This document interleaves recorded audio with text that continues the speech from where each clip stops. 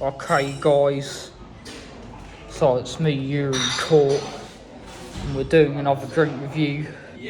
And today I've got Barr Flavour Explosion, Peach Punch.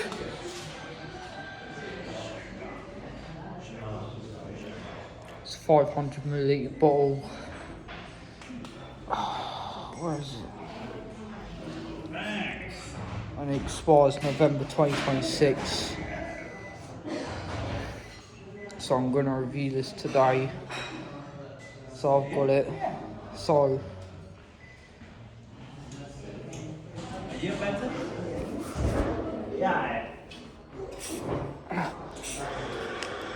it's cracked this open.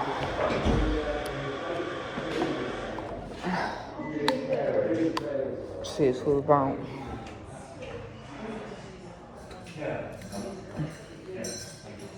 Tastes alright. So it tastes kind of sweet, so I do like it. So I'm going to review the Boost Energy White Peach next. So like and subscribe and stay tuned for more videos, and I'll see you in the next video.